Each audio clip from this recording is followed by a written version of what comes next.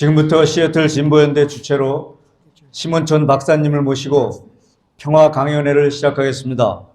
심원천 박사님은 미국의 패권 정책이 한반도 평화에 미치는 영향을 연구하는 국제정치학 학자이시며 한국의 민주화, 노동, 인권, 평화를 위한 국제연대를 도모하는 운동가이십니다. 자, 그럼 심원천 박사님을 큰 박수로 맞아주시기 바랍니다.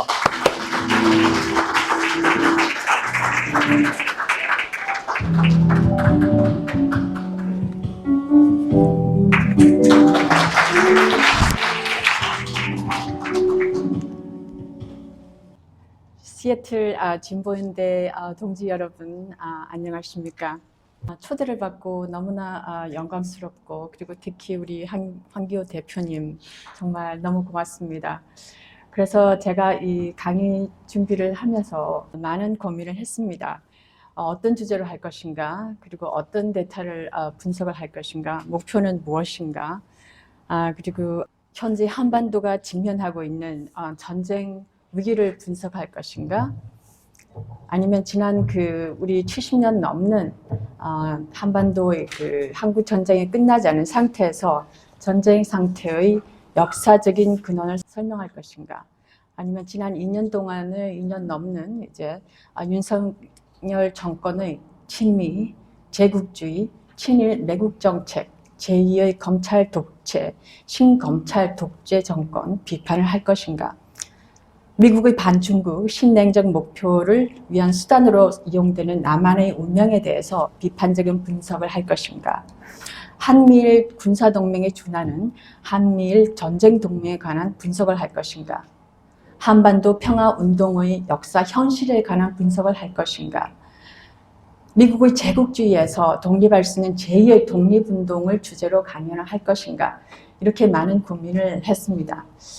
고민을 하다가 생각한 게, 지난 4월 제가 JNC TV에서 주최했고, 그리고 우리 시애틀 진보연대에서도 코스판스를 해주신 노참스기 교수님 초청 웨비나를 기념해서, 당시 동북아에서 전쟁 위 고조하는 미국이라는 웨비나에 기념해서 첨스기 교수님의 저 개인적으로는 거의 20년 넘는 개인적인 연대, 그리고 우리 한국에서 평화운동가, 인권운동가, 민주화운동가를 위해서 그야말로 끊임없이 연대를 해주신 그분의 정신을 기리고 싶어서 이제 제가 대표님께 이 기회를 삼아서 한번 했으면 좋겠다는 제가 말씀을 드렸습니다. 그래서 이제 이 강연 기회가 이렇게 시작된 겁니다.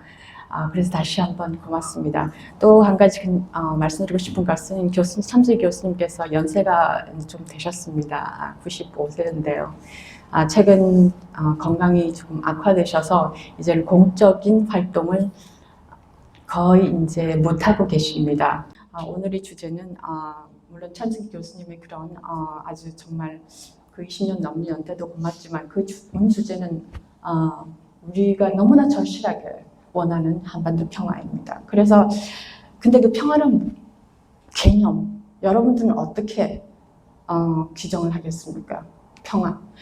그래서 너무 방대하죠. 그래서 많은 이론도 설명해야 되고, 특히 한반도, 우리 대한민국이 직면하고 있는 국제정치, 동북아 지정학적 영향, 이런 것을 설명해야 하는데, 그래서 고민을 하다가 그러면 다시 한번 머튼 신부의 말씀하신 파괴되지 않는, 가려줄 수 없는 그런 평화를 위해서 모든 것을 희생할 가치가 있는 그런 평화를 잉태한다.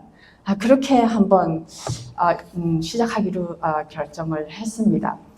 그래서 그렇게 이제 준비를 하면서 또 이렇게 제가 조금 다른 책을 읽다가 김훈 작가 아시죠? 김훈 작가의 장편 소설, 지금 안중근 의사의 생애를 그린 김훈 작가의 제가 하얼빈을 제가 읽었습니다. 읽었는데 마지막 소설 마지막에 이런 장면이 나옵니다. 안중근 의사가 사형 집행을 당하기 바로 직전이죠. 거기서 이런 주문을 합니다. 마지막 평화, 마지막 주문. 동양 평화 만세를 3번 부르게 해다오. 동양 평화 만세를 3번 부르게 해다오. 그 일본 사형을 집행하는 자의 대답이 이렇습니다. 허락하지 않는다. 그래서 이제 이렇게 제가 이런 조금 시작을 이렇게 하는 이유는 우리 지금 한민족의 평화, 한반도의 평화가 어떻게 파괴되었으며 그리고 어떻게 가려져 왔고 벌써부터 그 100년 저는 100년 넘게 우리는 이 상태라고 생각합니다. 그래서 과연 다시는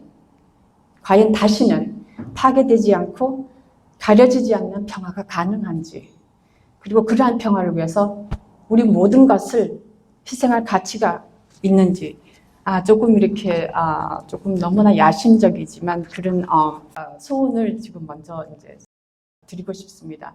그리고 그 안중근 의사의 삶에 대해서 제가 이제 책을 읽으면서 궁금한 점이 있었습니다. 그 모든 것, 자신의 생명을 바칠 만큼 중요한 것이 무엇이었고, 그런 그 용기가 안중근 의사의 어디에서 나왔는가? 그죠? 어디서 그런 용기가 나왔을까? 그것을 한번 생각해 보았습니다. 그런데 이제 개인적인 추측입니다. 안중근 의사는 그 평화의 상태를 직접 참 아이러니컬하지만 체험을 했다고 봅니다. 그 체험이라는 것은 아까 제가 말했듯이 약간 안중근 의사님도 카톨릭에 대해서 아주 깊은, 신앙 깊은 분이었습니다. 근데 제 추측으로는 그 소설을 읽으면서 개인적으로 그 체험의 상태를 경험을 했었기 때문에, 그리고 그 거사를 우리 민족을 구해야겠다는 그 거사가 자연스럽게 이제 안중근 의사의 자기의 모든 것을 바칠 수 있는 그런 식으로 저는 승화되었다. 그렇게 저는 개인적으로 이제 해석을 했습니다. 그래서 생각한 게 이렇습니다. 평화죠. 제가 한반도의 평화. 이거는 100년 넘게 저희는 저 세대 특히 한국 전쟁 후의 세대인데 저희들은 태어날 때부터 전쟁 상태입니다. 우리는 단 한 번도 not once 한 번도 평화로운 나라에서 살아보지를 못했습니다. 그죠? 살아보지를 못했습니다. 그래서 그러니까 평화란 뭐냐면은 이상 단 한 번도 이루어지지 않는 그런 미래에 대한 꿈, 희망, 그것이 저는 평화라고 봅니다. 여기서 이제 다시 안중근 의사의 삶을 생각해 보면서 저는 안중근 의사가 그 평화를 위해서 그 당시 존재하지 않는 한반도의 평화에 대해서, 꿈에 대해서 실수를 허용하지 않는 완벽함을 추구했다고 봅니다. 그렇죠. 그 거사, 그 완벽함을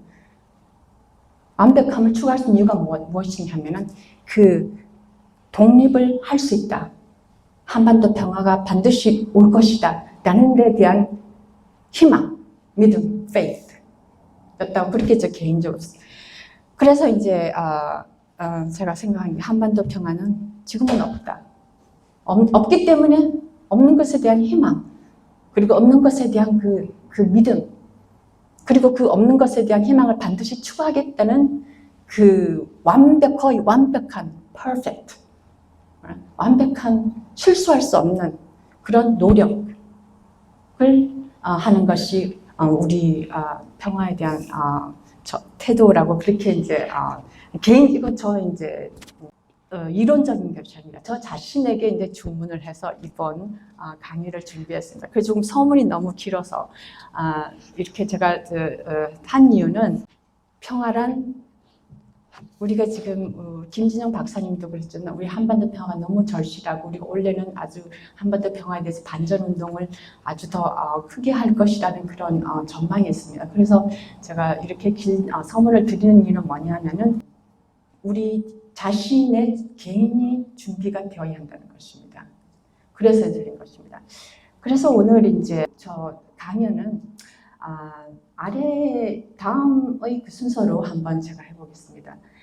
여러분 잠깐 제목을 보시면은 약간 어떤 충격을 받을지도 모르겠습니다. 그래서 미국은 어떻게, 그리고 왜 한반도에서 전쟁을 계획하고 있는가? 어떻게 보면 이렇게 이제 혹시 언론에 나가면은 이 제목이 이 질문이 다소 조금 컨트로버셜 할지도 모를 것 같습니다. 그래서 저 시작을 최근 아주 칼린 그리고 해커 아주 유명한 미국인 두 전문가들의 기고문이 있습니다. 저는 이 기고문을 폭탄이라고 했는데요. 왜냐하면은 이분들이 굉장히 미국 내에서도 그 진보학자들, 보수학자들 모두에게 굉장히 존경을 받고 있는 분들입니다. 북한도 방문하셨고 그리고 핵 무기에 대해서 굉장히 전문가입니다. 이 두 분이 기고문을 한 2주 전에 발표를 했는데요. 이제 김정은 preparing for, 김정은은 전쟁을 준비하고 있는가? 그에 대한 대답이 김정은은 전쟁을 준비하고 있다라는 분석을 내렸습니다. 그 분석에서 이것이 너무나 여파가 큽니다. 미국 내뿐만 아니라 한국 내에서도 지금 이게 대서특필이 되었습니다. 그래서 거기에서 이 기고문에 대해서 기고문을 시작해서 두 번째는 저는 그의 분석을 미국의 공격적인 행위를 하면 북한도 공격적인 대응으로 나선다라는 것으로 이제 제가 한번 분석을 해드리겠습니다. 그 정교로는 여러분도 모두 다 알다시피 미국의 한국 군대에 대한 실질적인 주권 행사, 그리고 작년 같은 경우는 325일 중 256일의 그 한미 전쟁 연습, 그 전쟁 연습을 하는 이유가 다름이 아니라 미국의 현재 신냉전 정책입니다. 신냉전 정책이라는 것이 미국의 반중국 전쟁 준비의 부분입니다. 그리고 한미일 거의 군사 동맹에 가까운 그런 연대, 그리고 이제 남한은 반중국을 위한 미국의 가장 거대한 군사 플랫폼으로 그렇게 해석돼서 분석을 할 수가 있겠습니다. 그리고 이제 강의 그 다음 차례로는 제가 잠깐 현실을 생각해서 분석을 하면서 다시 한번 2018년 한반도 평화의 그 봄의 그 추억 그리고 그 실패 교훈을 한번 같이 보겠습니다. 그리고 그 끝맺음을 미국이 중국과 사실상 전쟁 준비하는 쪽이나 한반도 평화는 불가능하다라는 그런 주제로 결론을 드리겠습니다. 그래서 마지막으로 이제 그러면은 우리의 평화 행동은 어떻게 진행이 되어야 하는가? 평화 행동은 주권 회복, 그리고 거의 제2의 독립운동이다. 미국으로부터 그 신식민지 관계에서 해방되는 것이 아주 중요하다고 그렇게 분석을 해보겠습니다. 여기서 조금 말씀드렸던 천수기 교수님의 그 강의에서 한번 분석을 해보겠습니다. 대한민국 존재의 모든 측면이 미국에 종속되어 있다. 아시아 국가들은 미국의 중국 포위망을 강화하고 병창 및 전투 지원을 제공하는 것으로 예상한다. 다시 말해 미국이 전쟁을 선택할 경우 아시아 국가는 총알바지 역할을 한다. 미국과 한국 관리들은 군사동맹이 한반도에 국한되지 않고 전 세계적인 역할을 채택해야 한다고 강요한다. 다시 말해서 대한민국 군대는 베트남 전쟁에서와 같이 미국을 대신하여 어디서든 개입할 여지가 있어야 한다는 것이다. 대한민국은 미국의 영원한 군기지이다. 군대는 어디서든 작전이 가능해야 한다. 대한민국이 지속적으로 미국에 종속될 것인지 아니면 세계의 다른 국가들과 함께 독립적인 권력과 통제 상태가 있는 세계 질서를 향해 나아갈 것인가에 대한 고민이 필요한 상황이다. 그래서 여기서 중요한 것이 대한민국이 영원의 군기지라는 그런 점에서 그렇기 때문에 현재 상태에서 왜 미국의 그 신냉전 정치에서 한반도 정세가 그렇게 위기인가를 여기에서 답을 구할 수가 있다고 봅니다. 그래서 여기서 볼 때 다시 말해서 이제 미국의 그 주제로서 미국의 신냉전 정책에 한국이 참여하면은 한반도 평화는 어렵다는 것입니다. 그래서 나오는 결론은 중국과의 중요한 충돌을 근거 만드는 미국의 노력을 피하기 위해서 단결을 해야 한다. 그리고 모든 국가들 미국이 지배하는 세계 체제로부터 독립을 향해 나아가고 있다는 것입니다. 그래서 한국의 우리 대한민국의 평화를 원한다면은 미국에 종속될 수 있어야 할 것인지 아니면 새로운 질서를 선택해야 할 것인지에 대한 결정을 해야 된다고 봅니다.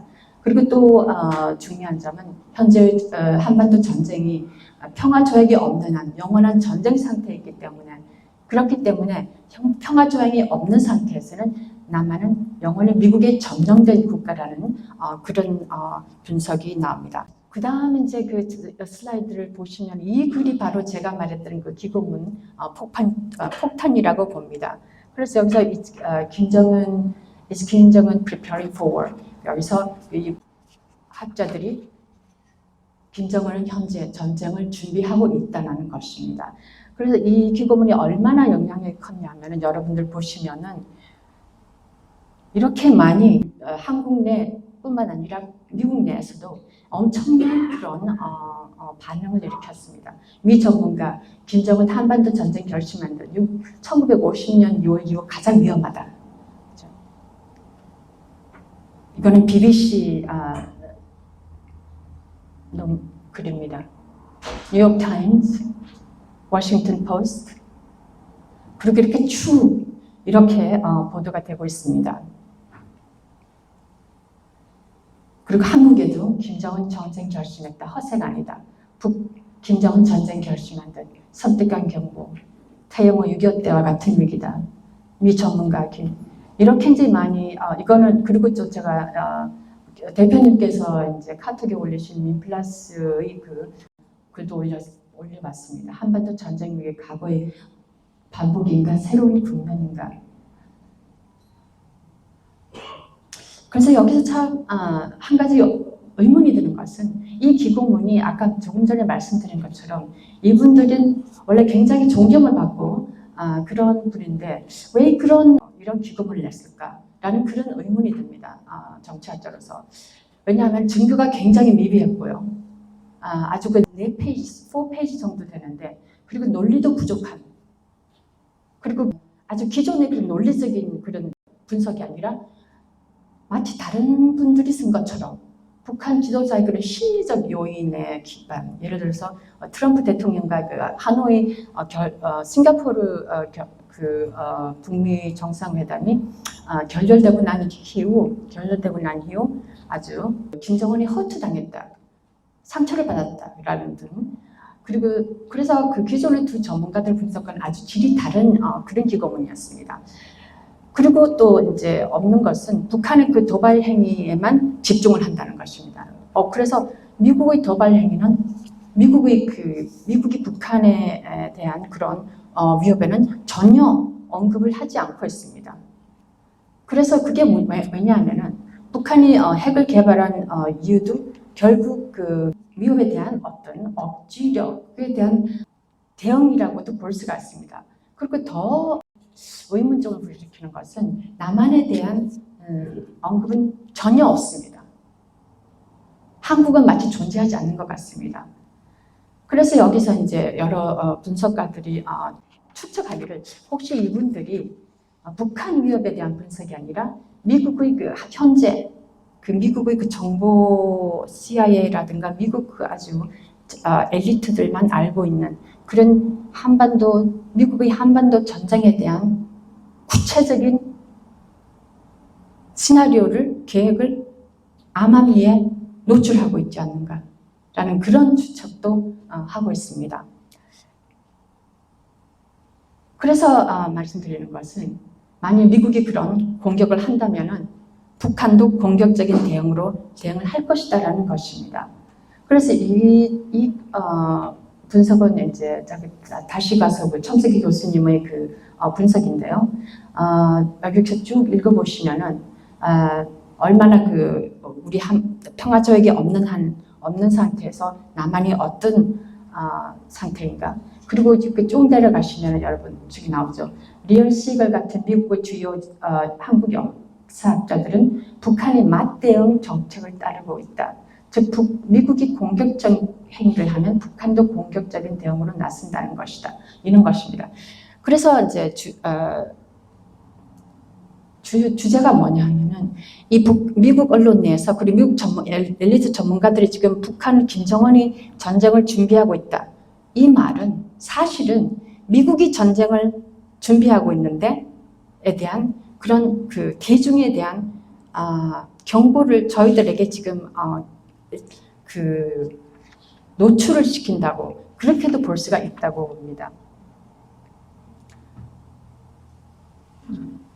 그러면은 다시 돌아가서 아까 조금 전에 이 기고문에서 존재감이 없는 대한민국 남한에 대한 언급은 전혀 없었죠.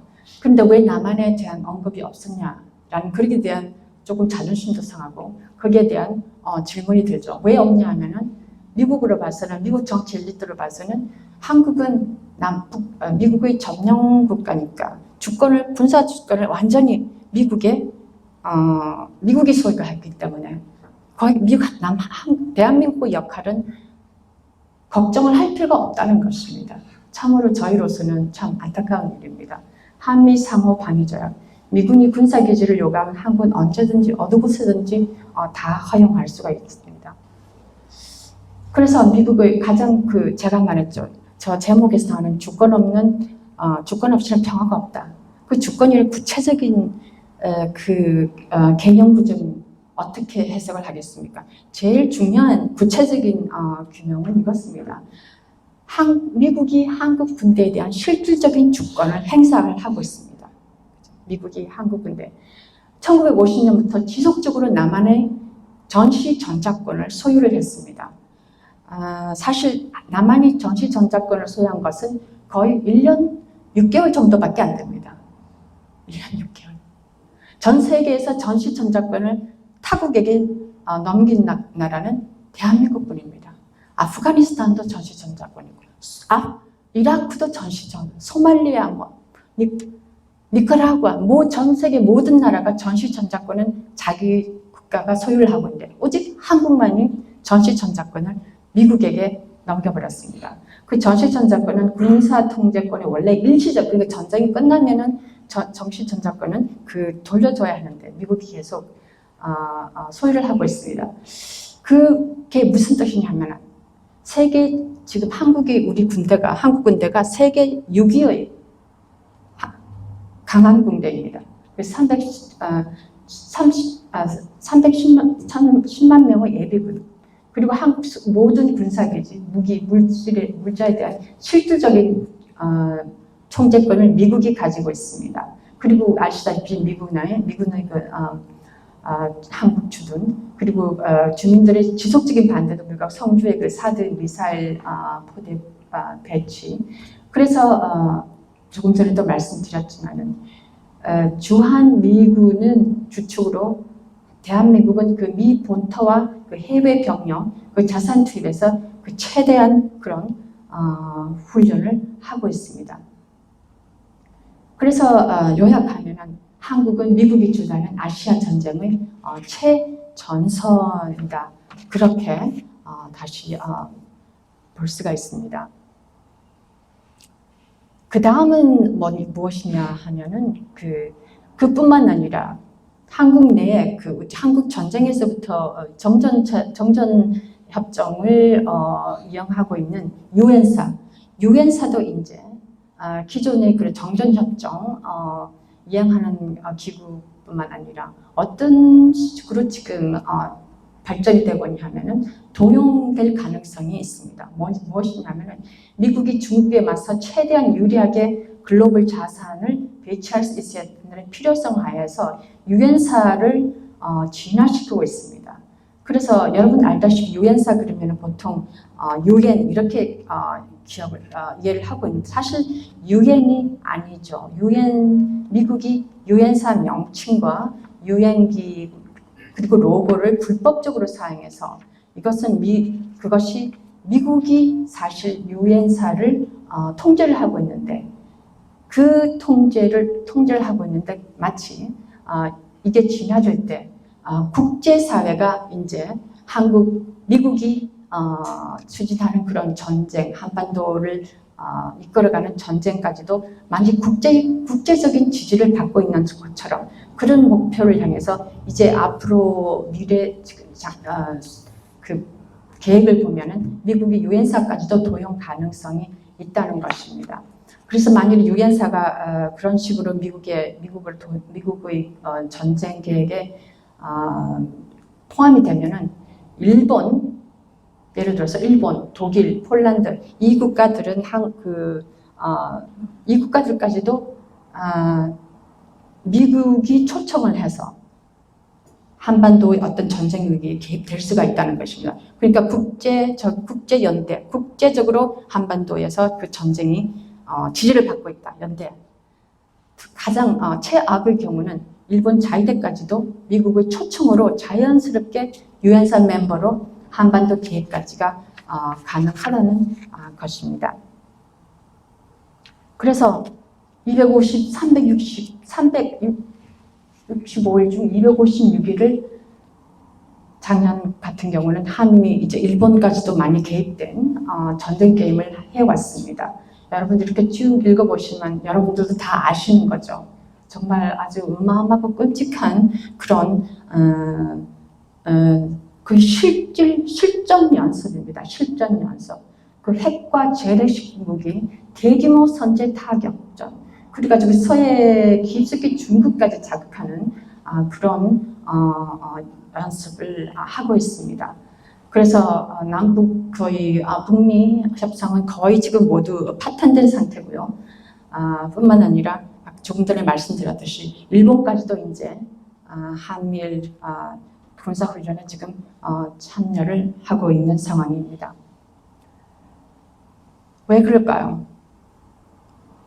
바로 미국이 반중국 전쟁 준비를 하고 있다는 그런 분석을 할 수가 있습니다. 이건 오래 전부터 계획이 됐습니다. 사실 오바마 정부가 아시아의 그 회계 정책을 아주 구체화시켰고요. 그러니까 2011년부터 쭉 이렇게 중국을 바다에서 이렇게 포위를 봉쇄를 이제 계획을 하고 있었습니다.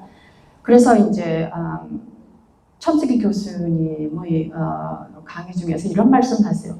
미국은 중국에 대한 그 공격을 준비하고 있다. 이미 지금 진행 중이다. 그 말이 저는 정확한 분석이라고 봅니다. 한번 보시겠습니다. 얼마나 발전되고 있는지.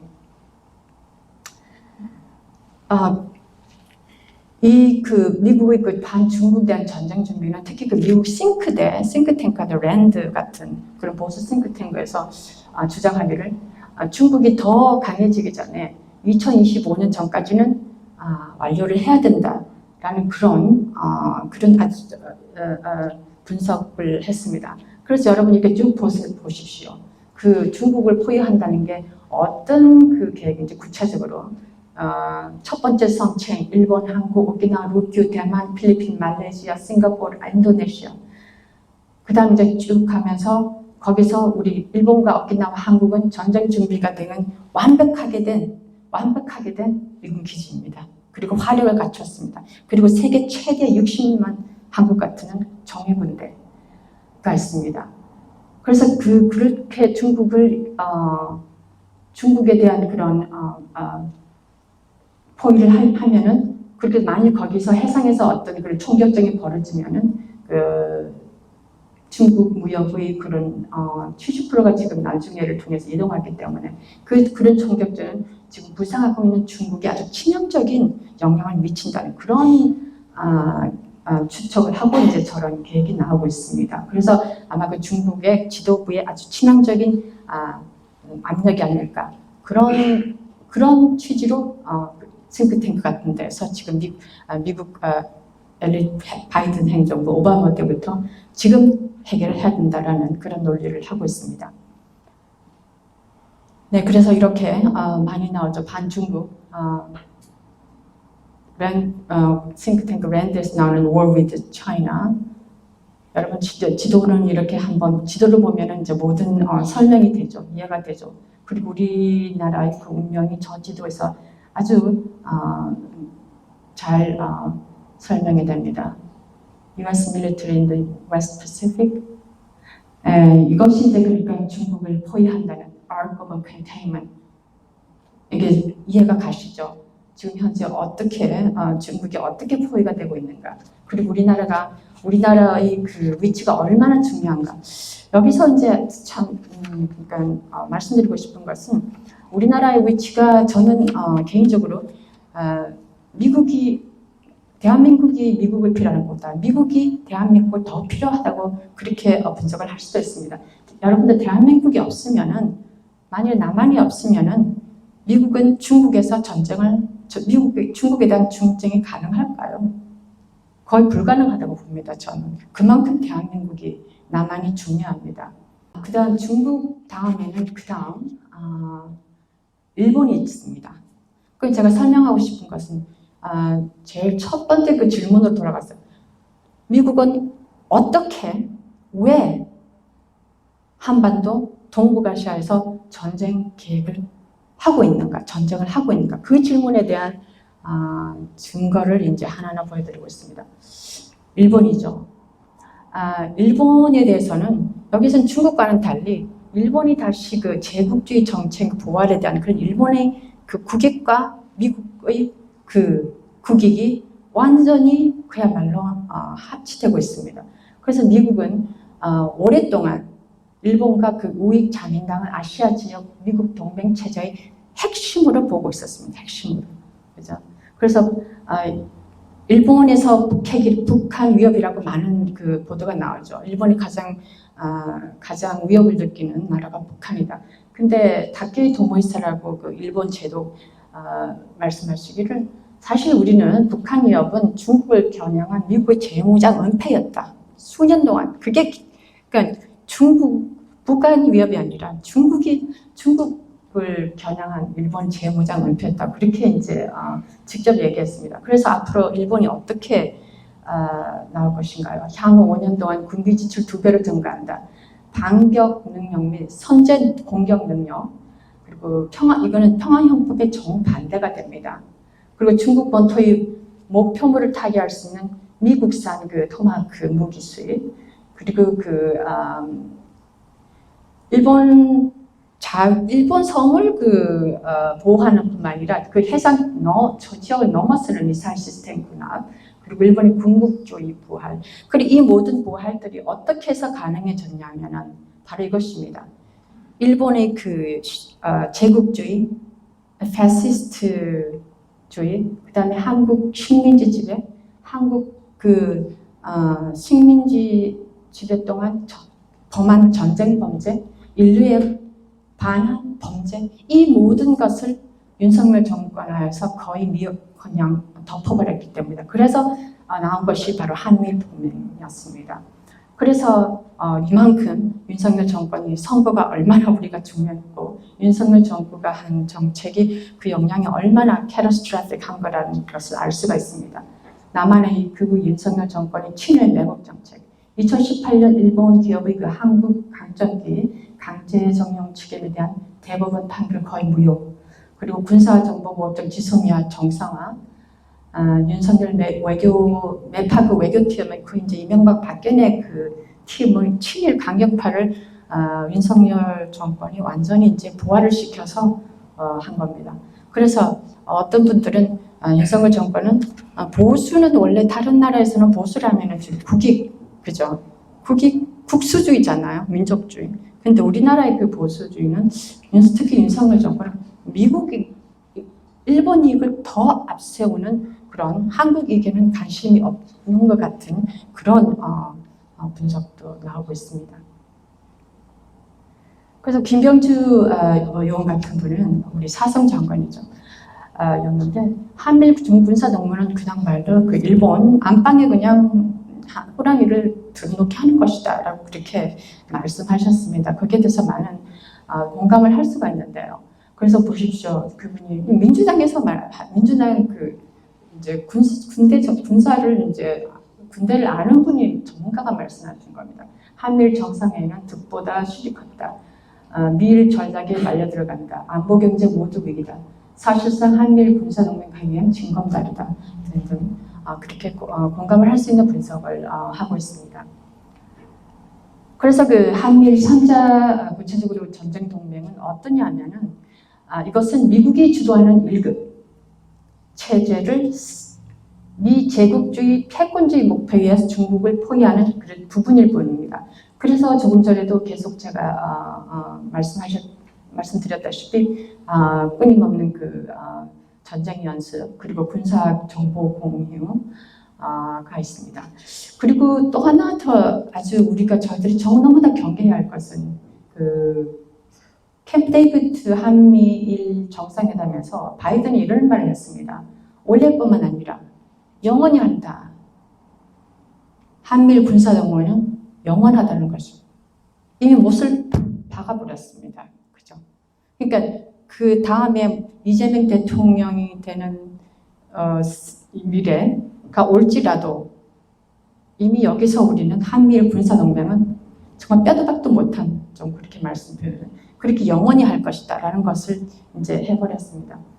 그래서 일본과 한국은 미국의 일본하고 한국에 주둔하는 거의 8만 넘는 미군 병력이 이제 영원히 주둔하는 것입니다. 상상을 해보십시오. 영원히 주둔하는 것입니다. 그래서 우리가 남한이 미국이 주도하는 아시아 전쟁의 최전선 총알바지가 된다는 그런 것입니다. 그래서 또 하나 중요한 것은 왜 남한이 그렇게 미군 기지가 전 세계에 있지만 왜 한국엔 남한 기지가 그렇게 중요하냐 하면은 여기서 훈련된 군대는 주한미군 그리고 남한 군대까지도 앞으로는 아주 상설 언제든지 작전할 수 있는 그런 상설 미군 기지입니다. 그죠? 그래서 그만큼 우리의 한반도의 중요성이 거기 있습니다. 이분들이 이제 아시죠? 이분들이 이런 정책을 누가 주도했는가? 캠벌 아시아 주객 아시아 자라고 하죠. 아주 친일 미국 정책 중에서 가장 친일 안보 엘리트입니다. 근데 그래서 이제 예전에는 전혀 상상할 수 없었던 일본이 우길기를 이제 서슴없이 개항하고 제주도 독도 근해 이제 윤석열 정권 하에서 이제 저렇게 하고 있습니다. 그래서 이제 이재정 더불어민주당 의원님이 이제 인터뷰가 했습니다. 우길기 고집한 일본 진짜 의도는 여러분도 이제 잘 아시겠죠. 왜 개항을 하는가, 그죠? 그래서 이런 이제 이건 이제 제가 기고문을 썼는데 그 당시 Axis of War, 그러니까 한미일 군사 동맹은 이건 민주주의 동맹도 아니고 평화 동맹도 아니고 전쟁의 축이다라고 그런 분석을 해봤습니다. 그러면은 여러분들 이런 질문이 나죠. 미국은 그럼 왜 전쟁 준비를 하는가? 지미 카터 대통령이 그에 대한 답을 했습니다. 그 답은 뭐냐면은 US is the most warlike nation in the history of the world. 미국은 전 세계에서 가장 전쟁광이다, 호전적이다라는 나라고 했습니다. 제가 한 말이 아니고 지미 카터 대통령.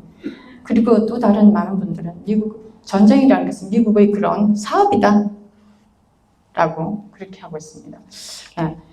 그래서 그렇다면 여러분 지금 그러면 왜 미국은 끊임없이 그런 전쟁을 해야 되는가? 두 가지 목표입니다. 하나는 미국의 절대적인 핵의 패권 유지.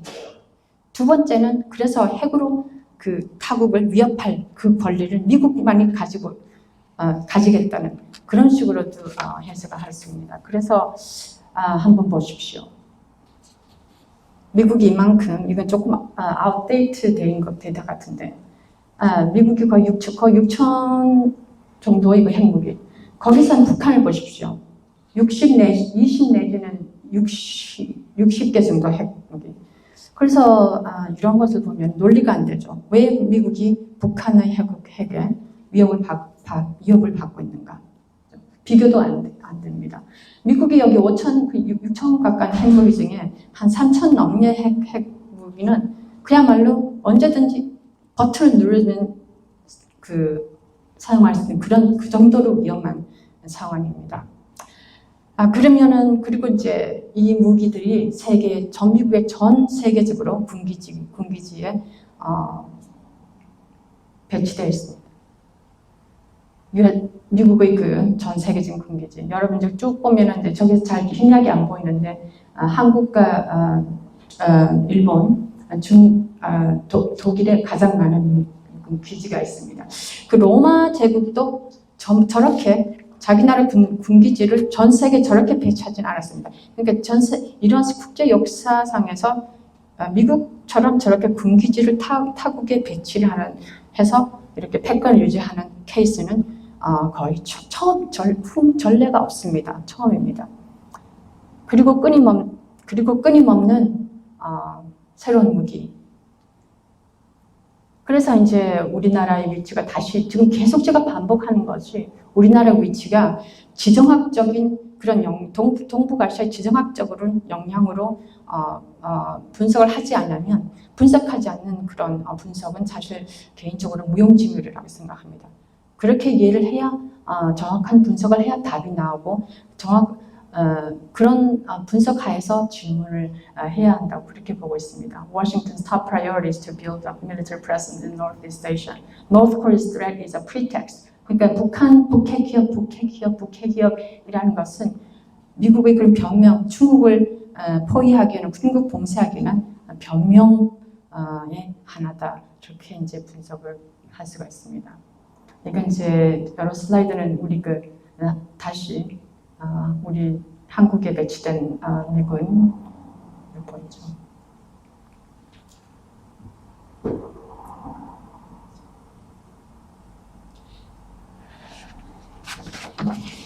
그리고 또 하나 이제 미국의 그 전쟁 계획에 대해서 요소가 중요한 요인은 한 번 더 긴장감을 이용해서 미국 군산 복합체가 엄청난 이익을 받고 있습니다. 그래서 한반도 및 동북아시아 관련 막대한 군사비전과 바이든 행정부의 국방부 인수팀이 그 3분의 1이 모두 거기 군산 복합체 출신입니다. 군사복합 출신. 리크루터 거기서 다 됐죠. 그래서 바이든은 인도 태평양 전투로 270억 달러를 재작년에 증액을 했고요. 우리 한국에 관해서는 대북 강경론장인 정박이라는 그런 국무부 동아시아 태평양 담당 부차관, 그리고 블린턴 국무장관, 이분이 어느 출신이냐면은 웨스트 제이크 컨설팅 창립, 그리고 가지고 이분이 바로 그 전 직업이 대형 군산 업체들의 그런 로비스트였습니다. 그래서 국무장관. 그래서 이제 무슨 말이냐면, 그리고 그 백악관 국가안보원, 인도태평양 안보보좌관, 이제 중국 매파인 그 캠버린. 그래서 이 말씀 드리는 것은 이런 정책들이 우리 이제 저희들도 여러분들 전부 미국 시민권 가진 분도 계시는데 이분들이 저희들이 투표를 한 사람이 바이든을 찍었기 때문에 이분들이 이렇게 활동을 한다는 겁니다. 네, 그분들의 얼굴을 한번 보겠습니다. 얼굴을 한번 보세요. 토니 블링컨 국방장관, 이분들이 모두 이제 전부 다 군산복합체 그 로비스였다든가 컨설팅을 자기 회사를 창립했다든가 그래서 아주 직접적으로 도움을 받는 분이에요. 그러니까 한반도에서 전쟁비가 더 많고 무기가 더 팔리면 팔릴수록 이분들이 그런 개인적으로도 도움을 받고 있다고 그렇게 이해를 할 수가 있습니다. 그래서 보면은 그 시스템이 우리가 지금 미국에 살고 있지만 시스템이 이렇죠. 아주 군산대 large military population이 이제 의회에 이제 로비를 하면은 그 다음에 그 국방부에 그 천문학적인 그런 예산이 이제 의회에서 결정이 됩니다. 그래서 미국은 전 세계에서 가장 많은 국방비, 그죠? 778, that is 2021 국방비. 그 전 세계에서 다음 중국, 인도, 러시아 이 모든 아래 10개국보다 더 많은 합친보다 더 많은 예산을 우리들이 세금으로 그렇게 보내고 있습니다. 지출이 되고 있습니다. 그 중에서 그렇고 그럼 우리나라의 위치, 우리나라는 전 세계에서 미국 무기를 수입하는 3위 국가입니다. 네.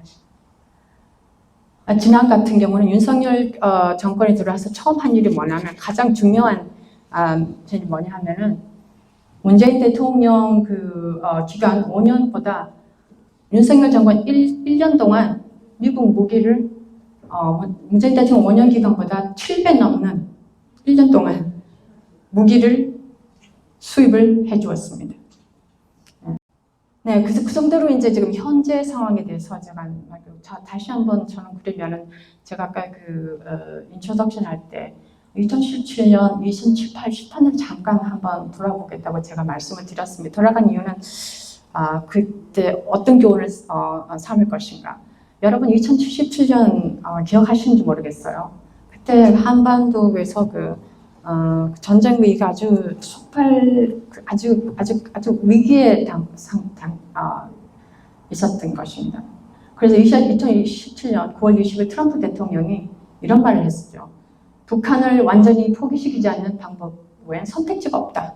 그래서 그 당시 이후에 이제 책이 나왔는데요. 트럼프 대통령이 그의 한반도 전쟁 위기 시에는 80개의 핵무기로서 대응할 준비가 되어 있다고 합니다. 그죠? 준비가 되어 있어요. 그래서 그 당시 쭉 보면은 한번 보세요. 2017년 8월 한미 합동 군사훈련, 북한 지도부의 참수 공격, 북한 홋카이도 상공 미사일 시험 발사, 2017년 9월 1일 북한의 6차 핵실험, 매티스 장관 당시 국방장관, 잠재적 북한 타격을 계획한다. 미국 주요 언론 모든 언론들이 그 북한 옵션, 군사 옵션, 그죠? 선회하는 기고문이 매일같이 서로 나왔습니다. 그리고 그 중요한 일본 거기서 일본도 로비스트를 통해서 미국 전체 일들을 통해서 군사 옵션에 대해서 한반도 군사 옵션 그에 대해서 많은 옵션을 주장을 해왔습니다. 그래서 그 당시가 전쟁 위기가 아주 최고조된 그 당시였습니다. 2007년이. 그래서 어떻게 됐냐면은 제가 참 그때 그 당시 너무나 정말 위기를 느껴서 제가 이 조그만 기고문을 냈습니다. Korean Peninsula Ground Zero for Armageddon. 근데 이 당시 여러분 이제 돌아가시니까 마치 우리 영화를 보는 것처럼 전쟁이 없었죠. 여러분은 그 당시 왜 우리 전쟁 위기를 우리가 그때 피했다고 전쟁 위기 아니면 더 아주 심각한 그런 security crisis 피했다고 했으면 어떻게 우리가 피할 수 있었다고 생각합니까? 그 당시 여러분 그때 난 뭐 했을까라는 혹시 생각이 드는데요. 다음 슬라이드를 한번 보시겠습니다.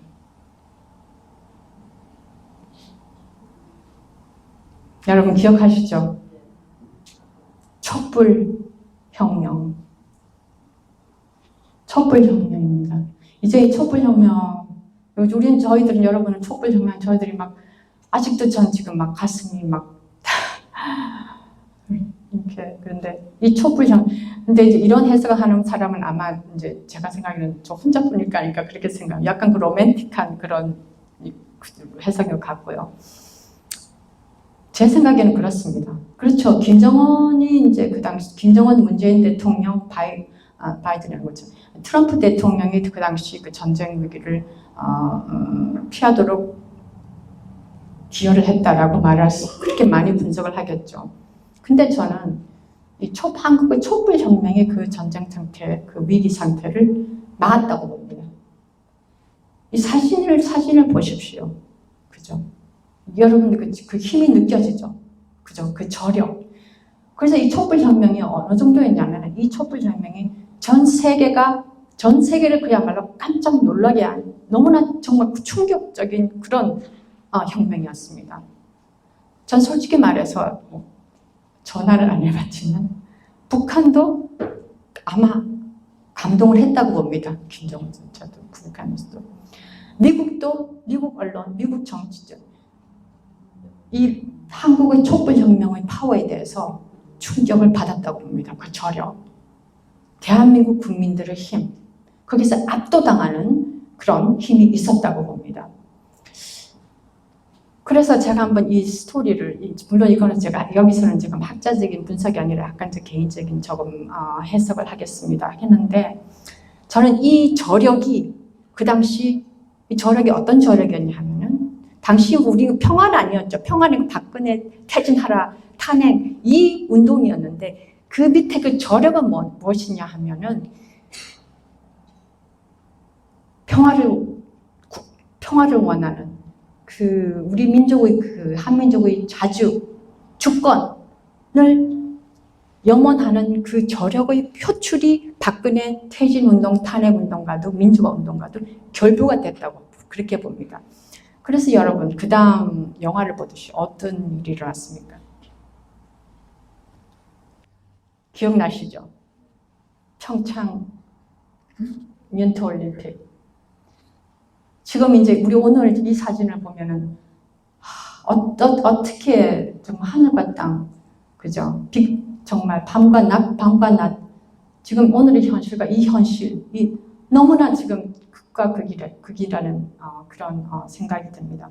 그래서 저는 북미 현상 앞으로 약간 제가 슬라이드 그 당시 그 협상 이제 좀 보실 건데 그 협상을 이룬 그 저력은 바로 대한민국 국민들의 촛불 혁명이었다고 그렇게 봅니다.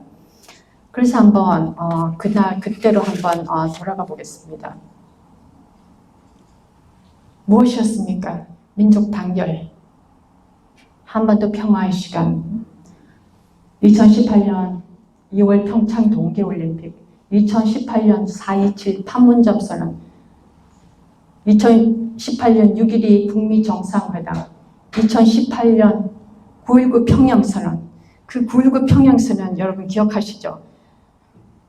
그 문재인 대통령께서 그 평양 시민, 그죠? 시민들 수만 명의 그 시민들 앞에서 그런 연설을 하시고 2018년 9.28 한미 정상회담. 그래서 여기서 저는 이 이제 타이틀을 붙이기에 이것은 김정은, 트럼프, 문재인 대통령의 노력이 우리 그 민족을 그 8천만 민족이 민족 단결을 해야겠다라는 그 저력을 그분들이 그냥 표출을 했다고 트럼프는 알겠지만요. 그렇게 개인적으로는 생각을 하고 싶습니다. 그래서 여러분 2018년 6월 10일 북미 정상회담 기억나십니까? 저는 이때가 왜 지금 이 사진을 다시 보느냐면은 아주 직접적으로 제가 그때 평화운동을 많이 했었습니다. 기고문을 쓴다든지 국제평화 운동하시는 분들과 이제 한국도 방문하고 저 기고문을 이제 스크린샷 해서 보냈는데 여러분들 저기 마시는 분도 계실 거예요. 우리 워싱턴에 계시는 저분들 365일 평화운동 하시는 분들입니다. 대학관 앞에서 상주하셔서 그냥 평화운동을 하시는 분들입니다. 기억나시죠? 근데 저는 이제 저는 문재인 대통령에 대한 그 평화운동 이제 이때가 실패를 했기 때문에 문재인 대통령에 대한 비판도 많죠. 저도 이제 비판도 하고 있으면 그래서 저는 언젠가는 그래도 문재인 대통령의 그 역사적인 업적은 역사는 이렇게 기억할 것이라고 저는 봅니다. 역사적인 업적은 이 사진, 그죠? 정말 이때 그리고 또 개인적으로 여러분도 이제 그때 옛날에 케네디 암살당할 때 어디 있었냐라는 것처럼 저는 이때 여러분들 어디서 무엇을 했는가 기억하시죠? 그죠? 저는 매일 일어나서 아침에 일어나면 또 어떻게 진행되고 있나 그때 뉴스를 보았는데요. 그리고 그 당시 이제 문재인 대통령, 김정일 지도자 이렇게 영승하면서 그리고 여러분 미국에 살면서 여러분 저희들 이제 이 나이 때면은 저도 미국에 더 오래 있어서 이제 요즘은 한국말도 안 되고 영어도 안 되고 조금 그런 상태가 되는데요.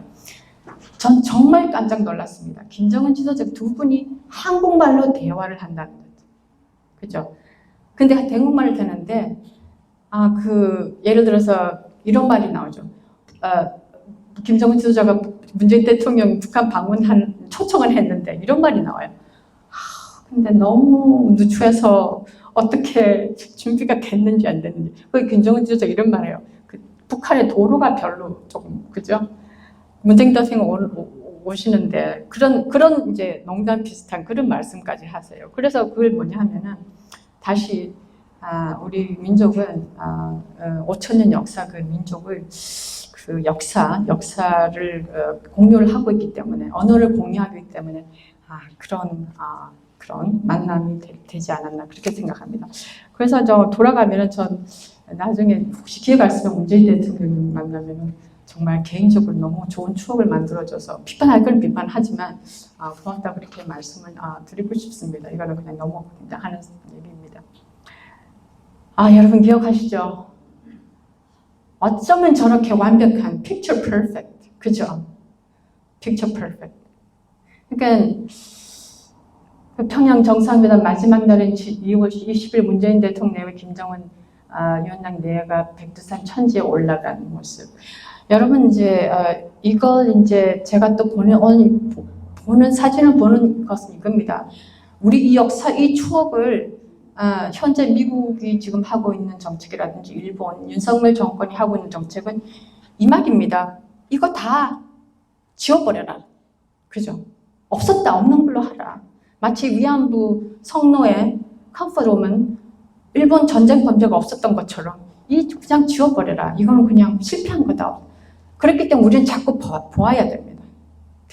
이게 이제 그러니까 우리가 산 증인이거든요. 일제강점기 경험했던 분들, 그죠? 우리 할아버지, 우리 어머니처럼 잊으면 안 돼요. 그래서 제가 다시 보는 겁니다. 저때 그 여론조사가 거의 90%, 이 정도 된 90% 가까이 되는 한국 사람들, 남북 정상회담 평가 긍정적이었습니다. 다시 한번 말씀드려 하늘과 땅 차이죠. 지금 현재. 이 사진은 이제 제 개인 사진인데요. 2018년 5월 28일 국제 여성평화운동가들 서울 미 대사관 방문. 여러분 저 보이시는지 모르겠어요. 저 때는 검은 머리였는데 머리가 요즘 흰머리가 넘어나서 이제 이렇게 되었어요, 머리가. 근데 이제 그 중간에 계신 분이 아주 VIP겠죠. 미 대사관에서 굉장히 높은 분이세요. 이 사진을 찍으면서 왜 저렇게 웃고 있냐면은 저때 전날 미 대사관을 방문할 때가 언제냐면은 트럼프 그 특유의 스타일로 북미 정상회담 일방적으로 취소한 날이에요. 취소해서 너무나 화가 나서 미 대사관으로 들어간 거예요. 들어간 게 아니라 미리 이제 예약은 됐겠죠. 그 됐는데 가면서 정말 너무 울어가지고 그 전에 너무 울어가지고 막 화도 나고 울어가지고 그냥 이분 만났는데 제가 그냥 거기서 이분한테 따졌어요. 왜 일방적으로 취소를 시키냐고. 과연 주권 국가인 어제 문재인 대통령 낯은 어떻게 되냐고. 따지고 난 뒤에 이 사진을 찍은 거예요. 근데 이분이 너무 조금 이가를 말씀드리는 건데 이분이 여기 이래요.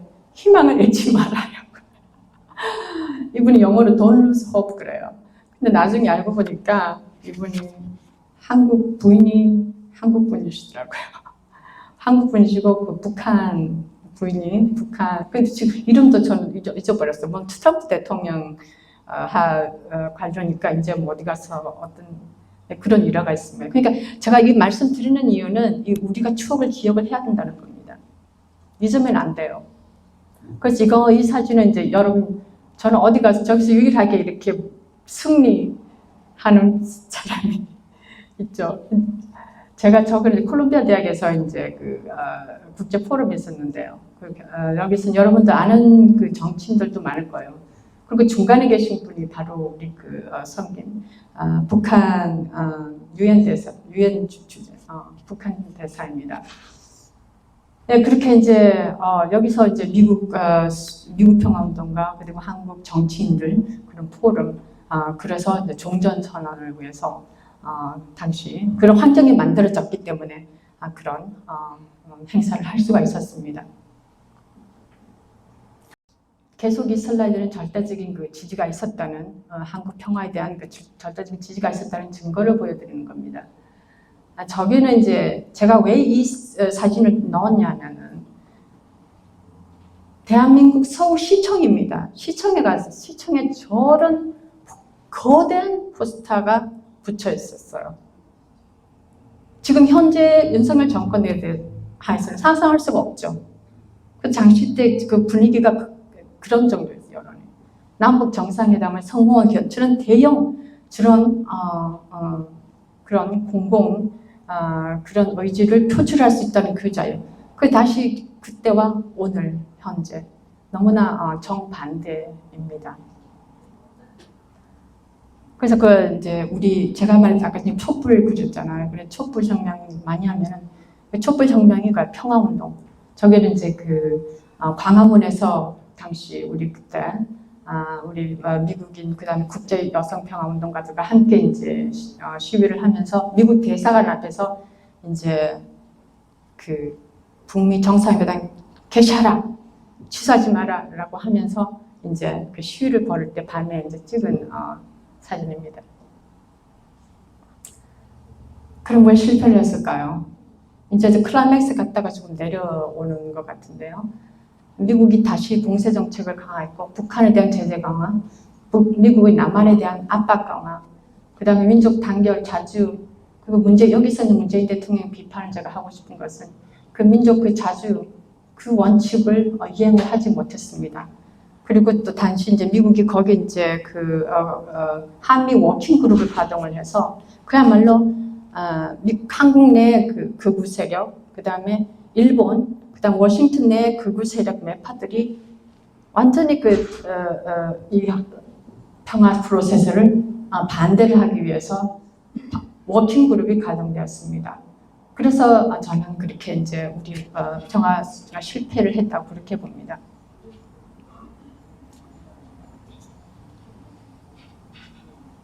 하지만 계속 노력을 했죠. 비록 하노이 정상회담이 실패했어도 미국은 북한과의 외교적인 노력을 계속해야 한다.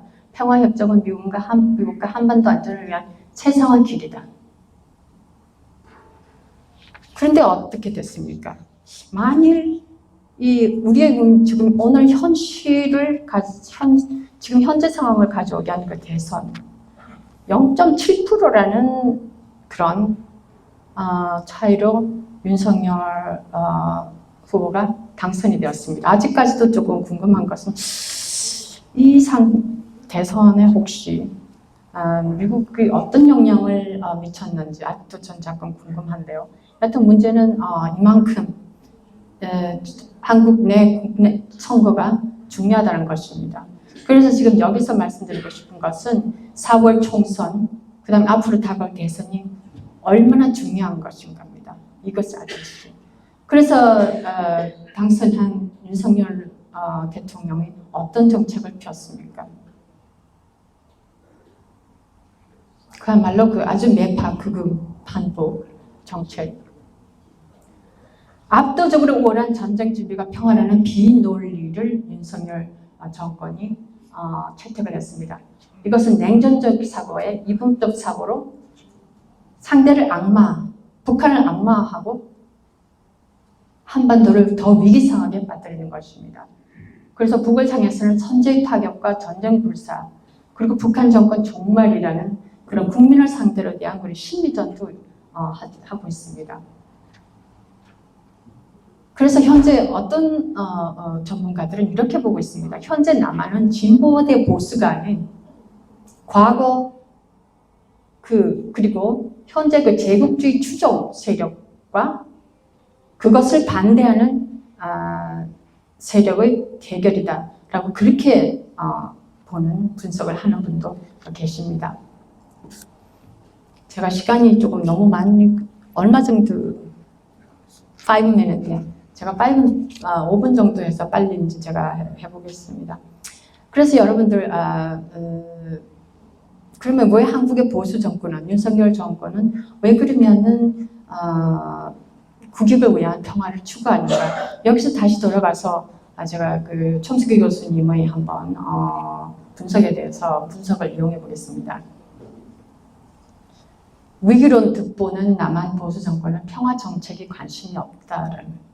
그러니까 한국의 한반도에서 평화가 이루어지면은 보수 세력, 국힘당이라든가 지금 윤석열 정권, 그 다음은 뭐 한동훈이 될지 누가 될지 모르겠지만, 정권 그 자체의 존재할 이유가 없어진다는 것입니다.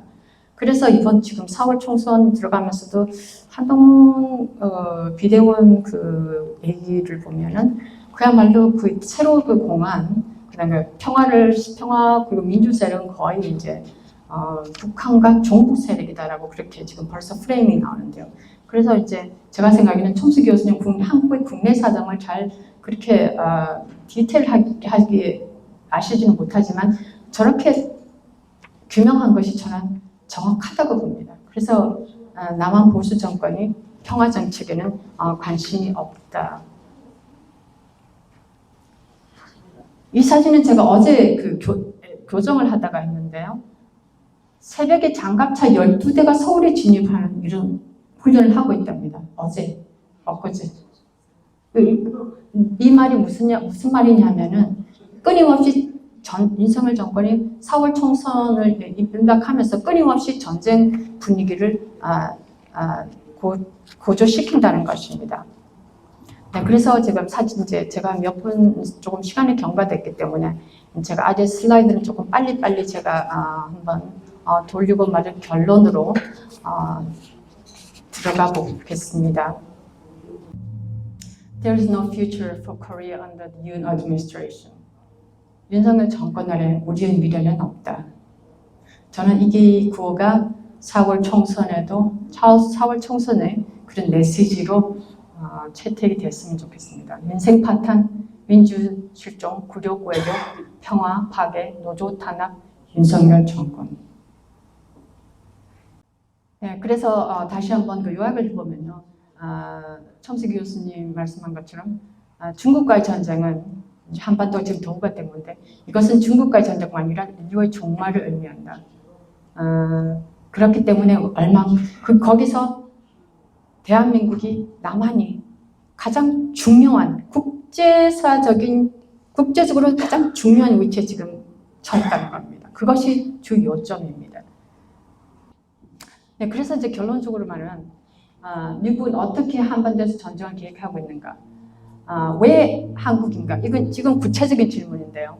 왜냐하면은 한국은 제가 말씀드렸다시피 한국은 북한에 대한 압도적인 무력 배치와 준비로 인해 미국 전쟁이 가장 논리적인 것이고 또 왜 한국이냐 하면은 한국에서의 전쟁은 자동적으로 한국 군대와 자위대를 불러들일 수 있다는 것입니다. 예를 들어서 대만에서 일어나는 어떤 그런 군사행동은 이건 미국 일밖에 되지 않지만 만일 한국에서 어떤 전쟁 어떤 컨플릭트가 있으면은 이것은 바로 한국 아주 최고로 훈련된 한국 군대와 일본이 자동적으로 개입이 된다는 것입니다. 그리고 또 문제는 미국 기득권층은 절대 북한과 협상하는 것을 원치 않습니다. 그런데 지금 문제는 미국이 전쟁을 계획하고 있음에도 지금 할 수 없는 문제점이 있어요. 문제는 뭐냐 하면은 여러분 우크라이나에서 전쟁, 그 다음에 가자에서 일어나고 있는 또 하나의 전쟁을 한다는 미국 자체로서가 힘들 것입니다. 펜타곤에서 아마 거기서 아무 정치 엘리트들이 하고 싶어도 펜타곤에서 아마 그것을 억제할 수도 있습니다. 따라서 이제 여기서 지금 제가 제 첫 질문에 대한 답이 여기서 나오는데요. 그럼 왜 제가 미국은 전쟁을 계획하고 있는가? 이것은 이제 전문가들이 추측하기에 해커 기고 폭탄을 통해서 노출하려고 하는 비밀이 이걸지도 모릅니다. 미국은 전쟁은 원하지만 억제되지 않는 전쟁은 원치 않는다. 무슨 말씀인지 이거는 좀 더 설명을 해야 되는데 설명은 제가 살 시간이 없어서 안 하겠는데 무슨 전쟁을 하고 싶은데 한반도에서 억제되지 않는 전쟁은 미국은 하지 않을 것이라는 것입니다. 그럼에도 너무나 시나리오 자체가 정말 충격스럽기 때문에 이 전문가들이 CIA라든지 미국 정보에 아주 잘 아는 분들이 우리들에게 미리 노출을 하지 않나 그렇게 이제 그런 추측은 이것은 이제 분석이 아니라 추측 팩트가 아니라 결론 미국의 신냉전 하에서는 한반도 평화는 불가능하다.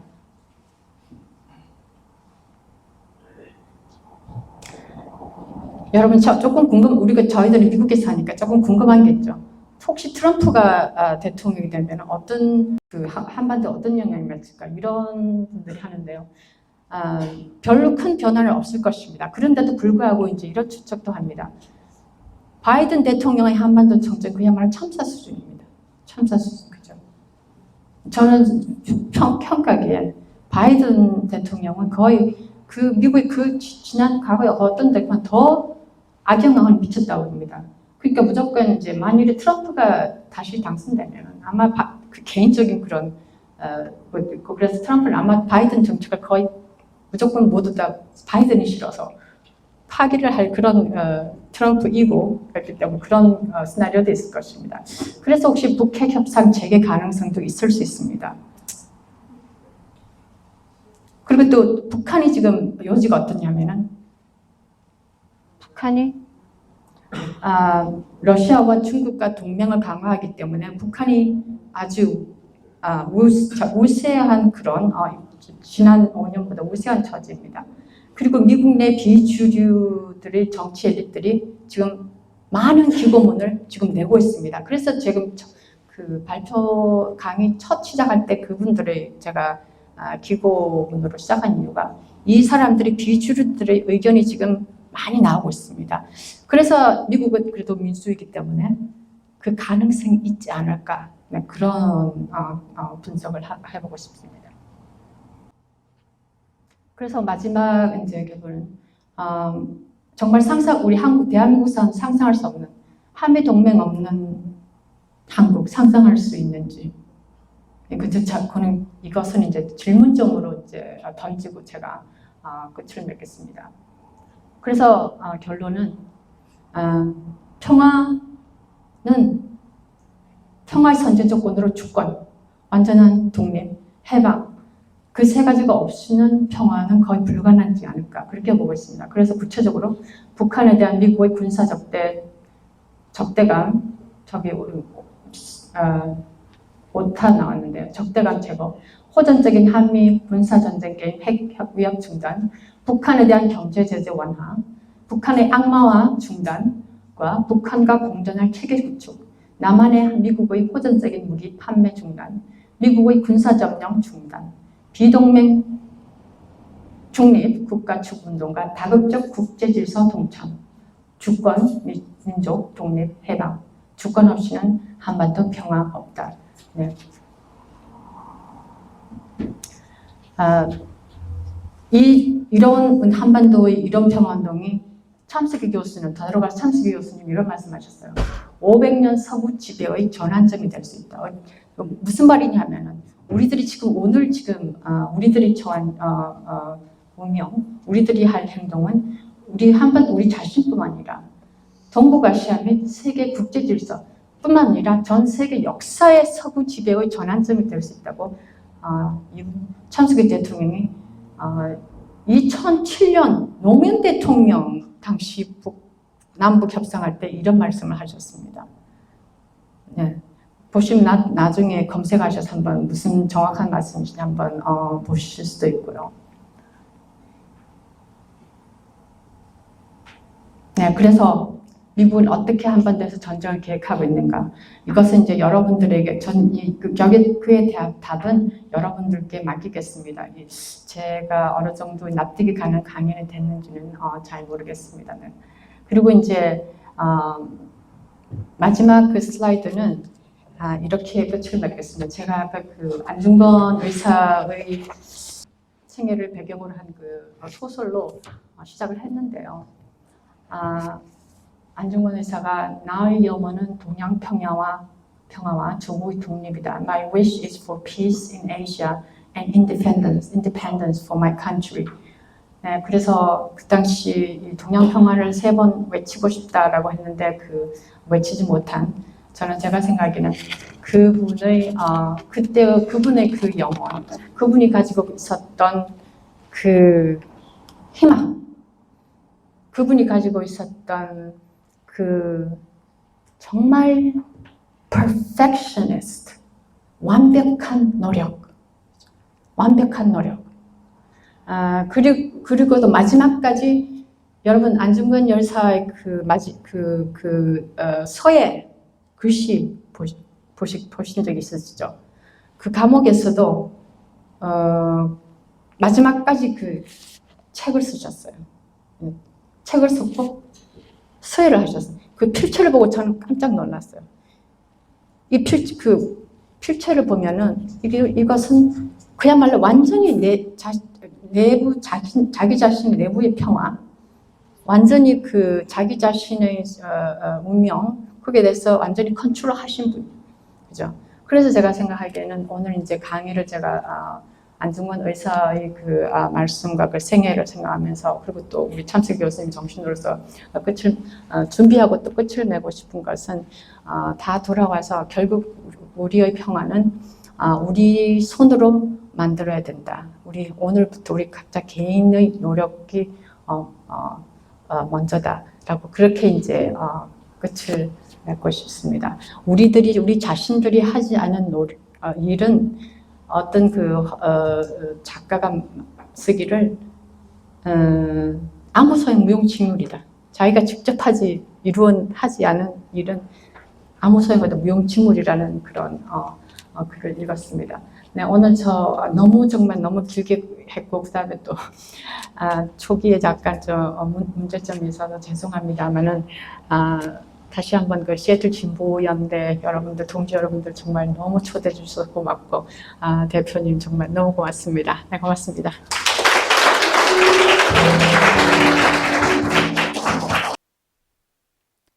더 나은 세상을 위해 공정한 언론의 역할을 다하고자 노력하는 JSTV는 전 제작진의 자발적인 참여로 만들어지는 독립 언론이자 대한 매체입니다.